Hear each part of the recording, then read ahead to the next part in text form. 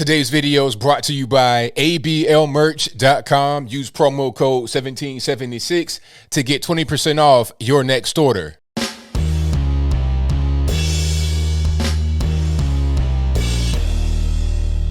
How's everybody doing? My name is Anthony Brian Logan, and today we got to talk about police reform. This is a really hot button issue that's been all over the place. I'm talking about all over the internets, television, social media in general. It's everywhere. We got to reform the police. There's too many shootings, too many killings, too many this. We don't need police reform, okay? Now, I put a tweet on my Twitter page, and I'll place that on the screen before you. And it's doing pretty well among left, right, everybody, because people understand the sentiment behind it. Some may say it's a little bit harsh and you're doing too much. Well, the violence in these communities where they're talking about the police aren't welcome for some reason, the violence that's happening there is harsh. You see, I'm not the one out there shooting little kids and whatnot over gang affiliation, gang retaliation. You know that story about a 7-year-old girl that got shot and killed at the McDonald's or whatever that was? I forget where this was, like as far as the city, Chicago, whatever. But the little girl that was killed there, allegedly her father had peed on the grave of one of his gang rivals, like a week before that whole thing happened. So maybe the target was him, but they got her by mistake. And that guy has been locked up for that. And I'll place information about that particular incident in the description box below. But that's the actual problem. Stuff like that. Little kids getting killed for no reason. I covered Sequoia Turner, 8-year-old little girl getting killed by Black Lives Matter so-called protesters out there in Atlanta. A lot of things like that happen. I mean, there's child after child after child after child that's getting gunned down all the time. All right. That's the actual issue. Violence over nothing. People talking about, oh, it's because of poverty. No, it's not because of poverty. All right. People that are in poverty in the U.S. aren't necessarily really in true poverty all the time. Okay. If you got these 600-pound life contestants, and if you happen to be obese, nothing against you. I'm not trying to, I'm just saying, if we are truly in poverty, then how do you have these people that so-called live in poverty that are 1,000 pounds? How are you the size of a baby grand, but yet you're in poverty? It's because you're not truly in poverty in the world sense. When you zoom out and look at the entire planet, aside from the US of A, poverty is a much different thing than what we think of it right here in the States. Poverty does not make you fat the same way it does not make you go out there and commit crime against your neighbor, against little kids. I mean, think about it like this. What level of income would make someone kill a little baby, like a toddler or infant, or like a third grader or something like that? What level of poverty would cause that to happen? Okay, the issue of poverty is not the answer. Neither are the police. And once you go to the community, once you go to the quote unquote hood, the black community, or if you got Hispanics or whites, people that are in these really dangerous areas know that the police are the last line of hope. The only ones that don't want the police are those that don't live in these communities, that don't understand what's happening in these communities, or those that are engaging in the crime and the violence. Sure, the gangbangers like, yo, defund the police, get the police out of here, because they want to have free reign to roam. They want to go out there, stick up liquor stores, rob gun stores, home invasion, kidnapping, sell their drugs or whatever. They want to do whatever they want to do without the interference from the police. But the regular normies that are out there, people like you and me that are watching this video, people like us don't want to live in a place like this. We don't want to live in an environment where the criminals are running the shots. Because one thing about it, in every society, in every community, there's going to be authority. Yes. And it's got to be somebody. Now, you're going to have authority in your home, of course. That's really where I'll talk about that in a minute. That's really where it starts. You're going to have authority in your home, but what about outside your home? Okay, how about the streets? Who's going to have authority in the streets? Is it going to be the police? Is it going to be the dope boys, the guys that are just running around with guns, doing whatever they want to do, engaging in lawless criminal behavior? When we're talking about defund the police, understand that you're going to have to replace the police with something. You can't just say, all right, we're going to defund it and have that be that. You got to replace it. And what you're going to end up with is a vacuum, and you're going to have the game bankers or whatnot come in there to take their place. All right. If you want to fix the problems that are happening in these areas, people get killed by the police, you got to start with the family first and foremost. You got these baby mamas, no dads on drugs, moms on drugs. Really what's going on a lot of times, because I don't know if many of you know, but I come from these areas. I come from the quote unquote hood.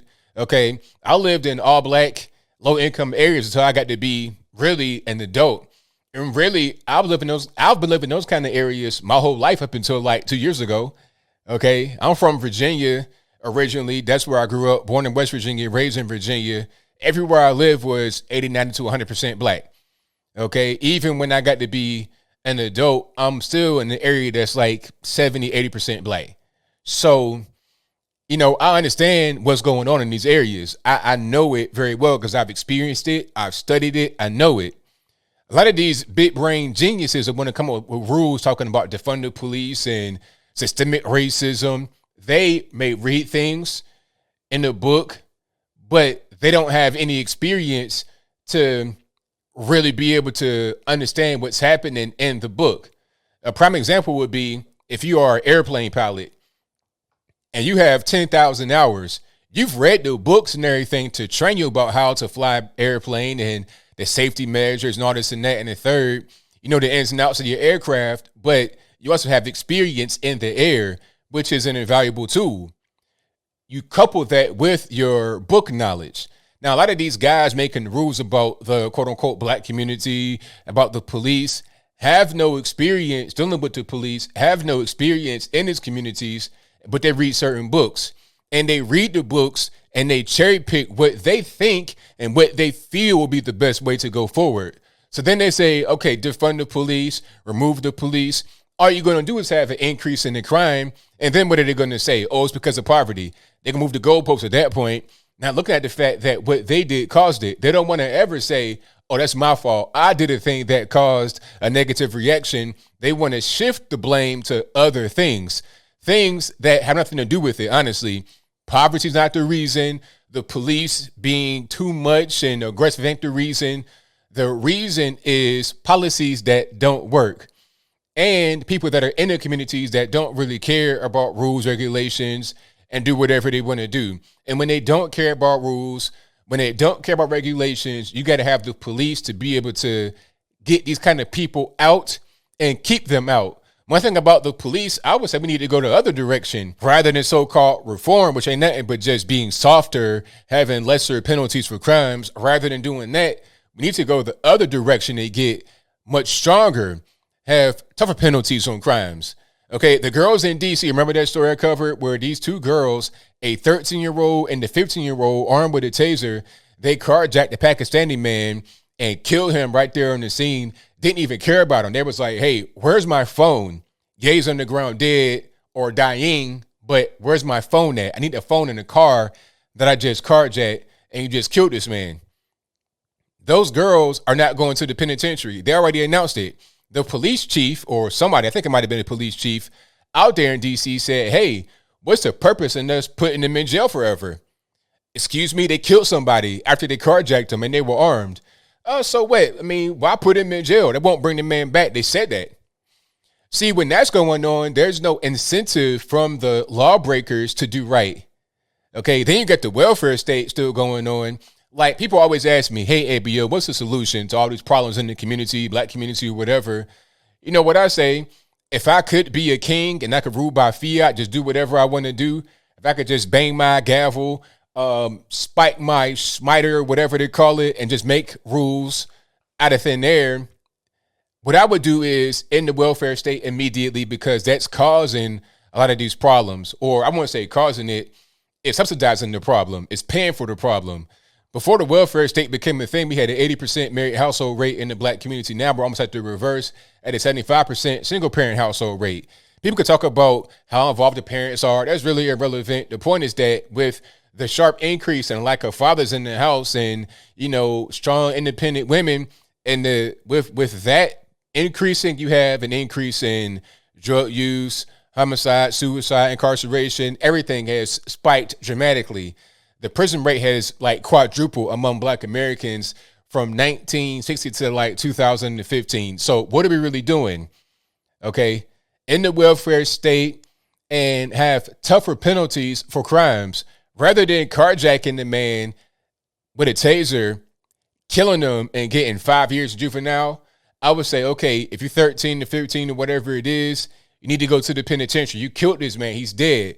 It ain't like what Juan Williams said, a joyride. Somebody died and lost their life because you carjacked him and killed him. Speaking about the girls that were out there, not you guys watching. You guys are perfect. But as I close, I want to say this. Police reform ain't it. Shout out to Tim Scott. I'm a big fan of Tim Scott. I love to be able to meet him and pick his brain and talk to him about a lot of different things. But I don't think this police reform bill is needed. We don't need to reform the police. We need to reform people, the moms, the dads, the kids, reform that. If you don't reform that, it doesn't matter what you do with the police. You're going to have crime and violence still.